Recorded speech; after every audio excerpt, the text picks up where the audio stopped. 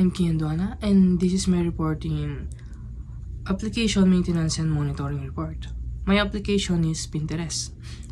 Overview. Pinterest is a social media app where people can discover and save ideas using pictures and videos. Users can create boards to organize and keep things they like, such as recipes, outfits, or home designs.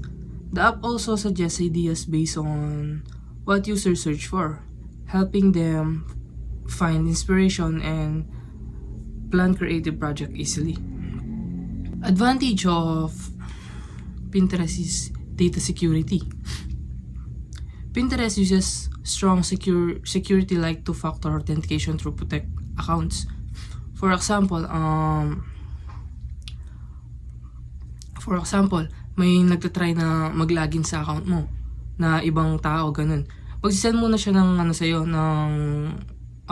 authentication para ma-make sure na ikaw yung nag-open sa account mo, or may pinapa-open mo sa isang tao na yon. So hindi basta-basta ma-open ng ibang tao yung account mo.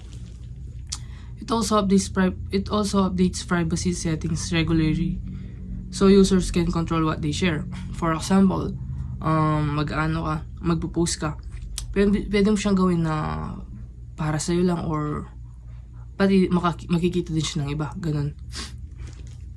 Number 2 is efficient media handling.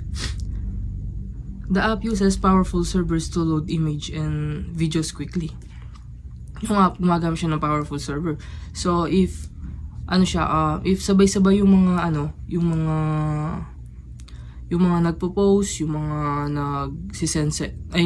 nagpo-post, so yung feed mo, o kaya nag-upload ganun, yung feed mo, mabilis pa din siya, tsaka mabilis pa din ma-upload yung mga pictures na ina-upload nyo dun sa app na yan. AI helps show users pins that match their interests and searches.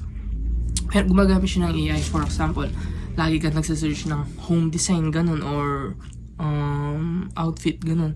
So, yung feed ng app mo sa Pinterest, yung feed mo is laging ganun yung mga lumilitaw. Number 3 is system upgrades. Regular updates make app faster, safer, and more enjoyable to use. So, lagi silang may update. For example, pinapaganda nila yung sa search button, ganun, or what, para yung mga gumagamit mas na-enjoy nila yung app, kasi nga meron siyang laging update do sa app na yun, do sa mga features ng application. New features are released slowly to avoid sudden problems or confusion. For example, nag-update sila ng bagong features nila ngayon do sa app na yun. So, iilan pa lang yung nakagamit. So, hindi siya biglaan na, for example, ngayon is lahatan, yung sa search button is saglit lang nila, yung, for example, yung search button, kabisado na nila yun, di ba? For example, pag ganun, pag nag-in-update nila yun is, lang siya, hindi siya biglaan. So, siya, unti-unti, hanggang sa, para yung mga gumagamit doon sa app, hindi sila mabigla na, ganyan. Next is, disadvantage. Data security risk. Some users still experience hacking or phishing because of weak password. So, pwede ka pa rin makaranas ng phishing tsaka hacking if yung password mo is easy lang siya. For example, yung birthday mo lang, yun yung linagay mo na or pangalan mo lang, ganun. Ganun siya. So, kahit sa ang app naman is pwede mangyari yun. Kaya, dapat pag ka ng mga password is, haluan mo siya ng iba-ibang number, ganun yung para hindi siya madaling mahack ng ibang tao. There's always a small risk of data leaks or misuse information. For example, nag-crash yung app. So, pwedeng may small pa rin na pwedeng malik yung mga data ng mga users, ganun. Pero, lang naman yun, malit na chance lang. Tapos, number 2 is media management challenges. Handling millions of pictures and videos requires a lot of space and power. For example, pag sabay-sabay mga nag-upload, mga ganun, yung mga users, lalo na paggabi. So, sabay-sabay silang gumagamit, sabay-sabay lang silang nag-upload. Yun, medyo bumabagal yung system, kaya nagre-require siya ng a lot of space tsaka powerful server, ganun. So, kayang i-handle ng mismong nung server ng Pinterest yung mga nag-upload ng mga users, ganun. Tapos, sometimes the app can load slowly during busy hours. Yung nga, sabi ko, di ba? Pag sabay-sabay, pwedeng bumagal yung app. For example, pag gabi, kasi maraming gumagamit na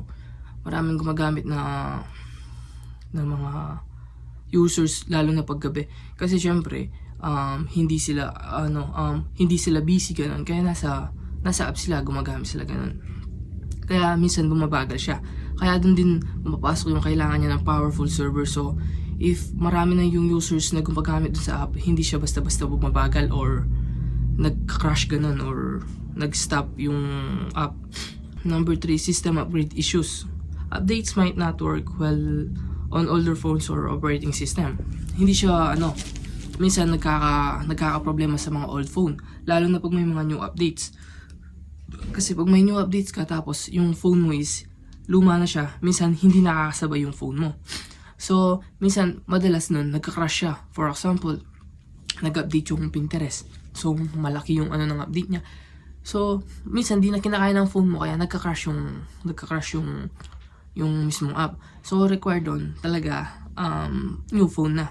Tapos, some users get confused when the layout or features change too often. For example, syempre, ikaw, kung madalas mong ginagamit yung app, syempre kabisado mo na siya.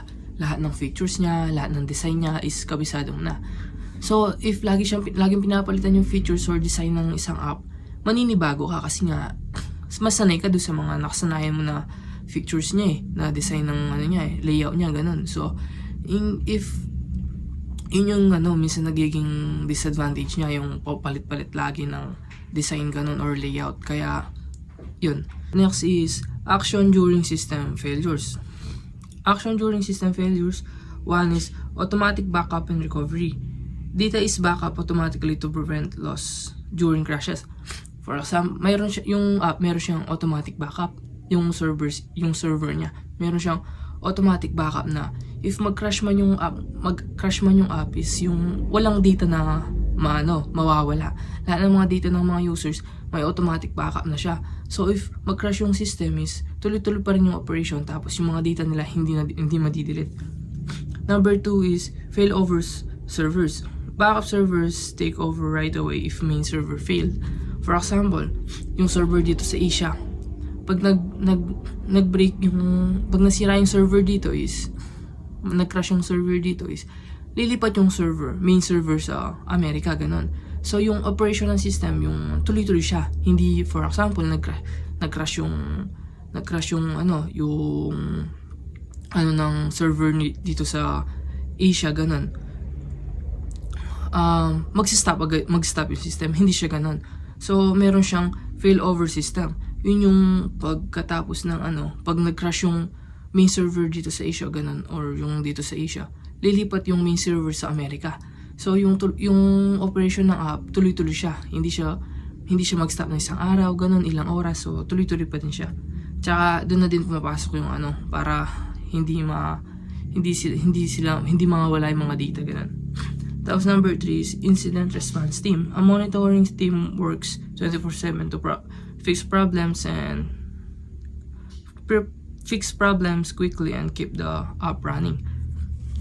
So, meron siyang yung mga software engineer niya o ganun. Tinatrabaho nila yung 24/7. Pero hindi siya 24/7. Ang kadalasan dun AI sila. So, if may nagka-problem sa features ng app nila, parang i-remind niya yung mga software engineer. So, yung mga software engineer, aayusin nila yun. Ganun siya. Pero, hindi yung mga software engineer nag-work 24/7. Merong AI doon. Tapos, pag may nasira sa features ng Pinterest is, i-remind niya or magdo-notif. Ganun, para magdo-notif doon sa mga tapos aayusin ng mga software engineer. Tapos, number 4 is user notifications. User are informed about maintenance or service issue. So, if may nasira sa app or nag-down yung app, nag-crash yung app. So, if hindi siya pwedeng gamitin, parang may reminder sa mga users. For example, this app is chu nang sira siya, ganun. So, yung mga app, ano silang tawag doon, mariremind sila na yung app is sira. Ganun. Tapos alam nila yung issue kung ba't hindi gumagana yung app. Next is conclusion. Pinterest continues to run smoothly because of constant updates, security checks, and system monitoring. Even though it faces challenges like handling large data and keeping accounts secure, regular maintenance and quick problem solving help keep Pinterest reliable for its users. Thank you.